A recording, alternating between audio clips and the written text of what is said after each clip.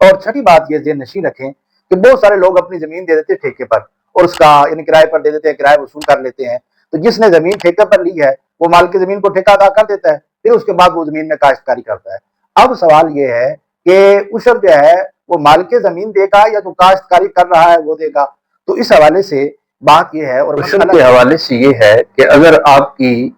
زمین آسمانی پانی یعنی بارش وغیرہ سے یا نہر کے پانی سے سیراب ہوتی ہے، آپ کو پانی خرید کر نہیں لگانا پڑتا، اللہ تعالیٰ کی طرف سے ہی ایسا انتظام ہو جاتا ہے کہ پانی سے کھیت سیراب ہو جاتے ہیں، تو پھر ایسی صورت میں آپ کو مکمل عشر ادا کرنا ہوگا، یعنی 10واں حصہ 10% آپ کو دینا ہوگا فصل کا۔ اس کو آپ یوں سمجھیں کہ اگر کسی کے 100 من جو ہے وہ پیداوار ہوتی ہے تو اب آپ کا جو عشر بنے گا وہ 10 من ہوگا، 10 من آپ کو عشر ادا کرنا ہوگا۔ دوسری صورت یہ ہے کہ اگر آپ کو جو ہے وہ پانی مفت نہیں ملتا،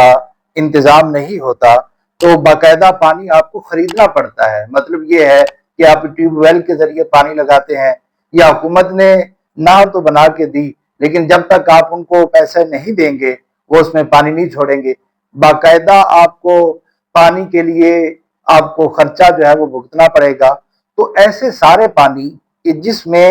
آپ کا خرچہ ہوتا ہے، جو آپ خرید کر لگاتے ہیں، تو ایسی پیداوار پر پھر نصف عشر ادا کرنا ہوگا، یعنی 5%۔ اس کو آسانی کے لیے یوں سمجھ لیں کہ اگر 100 من جو ہے وہ پیداوار ہوئی ہے تو آپ کو اس کا جو ہے وہ 5 من نصف عشر بنے گا، وہ آپ کو ادا کرنا ہوگا، چاہے وہ گندم ہے، چاہے وہ چاول ہے، چاہے وہ کپاس ہے یا دیگر سبزیاں اور پھل وغیرہ ہیں۔ اور اس حوالے سے تیسری چیز یہ بات، اور تیسری بات یہ ذہن نشین رکھ لیں کہ کل پیداوار کا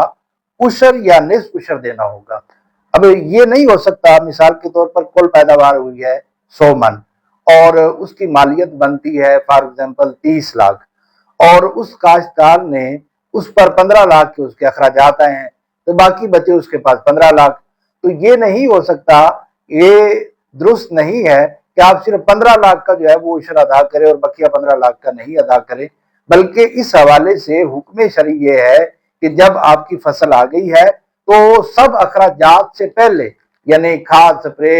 پانی کے اخراجات اور دیگر حل کے اخراجات، جتنے بھی اخراجات آپ کے بنتے ہیں وہ اخراجات آپ نے بعد میں نکالنے ہیں، سب سے پہلے آپ نے عشر یا نصف عشر ادا کرنا ہے۔ اور اس حوالے سے چوتھی چیز یہ ہے کہ عشر کے اندر کوئی نصاب کی مقدار متعین نہیں ہے۔ اس طرح جو ہے وہ زکوٰۃ میں ایک لیمٹ ہے، اس کے بعد زکوٰۃ فرض ہو جاتی ہے، اس سے کم میں نہیں ہوتی، لیکن عشر کے اندر کوئی نصاب نہیں ہے۔ خدا نخواستہ اگر کسی کی پوری فصل ہی خراب ہو جاتی ہے، 5 کلو جو ہے وہ پیداوار ہوتی ہے، تو 5 کلو پر بھی عشر یا نصف عشر کو ادا کرنا ہوگا۔ اور پانچویں صورت یہ ہے کہ اس میں بالغ ہونے کی بھی شرط نہیں ہے، کہ جس طرح زکوٰۃ میں بالغ ہونے کی شرط ہے، اس میں بالغ ہونے کی شرط نہیں ہے، چاہے وہ جو ہے مالک بالغ ہے یا نابالغ ہے، جو فصل ہوئی ہے، جو پیداوار ہوئی ہے، اس پر اس کو عشر یا نصف عشر دینا ہوگا۔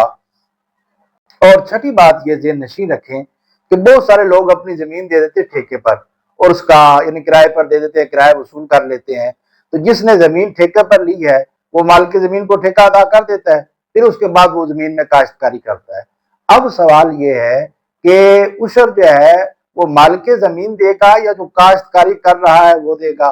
تو اس حوالے سے بات یہ ہے اور مسئلہ یہ ہے کہ جو کاشتکاری کر رہا ہے، جس نے زمین کاشت کی ہے، وہی اس زمین کا، وہی اس پیداوار کا عشر یا نصف عشر ادا کرے گا۔ اور ساتویں چیز یہ ہے کہ آیا کہ عشر کس کو دے سکتے ہیں؟ تو اس حوالے سے یہ ہے کہ جن کو زکوٰۃ دی جا سکتی ہے، یعنی جو مصارف زکوٰۃ ہیں، ان کو جو ہے وہ عشر دیا جا سکتا ہے۔ جس طرح فقیر ہے، مسکین ہے، سید کو جو ہے وہ زکوٰۃ نہیں دے سکتے، عشر نہیں دے سکتے، بلکہ صاف پیسوں سے جو ہے وہ ان کی مدد کی جائے۔ تو یہ چند ایک باتیں تھیں جو عشر کے حوالے سے چیدہ چیدہ میں نے آپ کو عرض کی، کیونکہ ہمارا ملک زرعی ملک ہے، تو ایک تعداد ہے کہ جو ان مسائل سے جن کو آگہی نہیں ہے، ان مسائل کو سیکھیں اور اپنی فصلوں کا عشر یا نصف عشر ضرور بھی ضرور ادا کریں۔ اللہ عمل کی توفیق عطا فرمائے، آمین۔ بجاہ خاتم النبیین صلی اللہ تعالی علیہ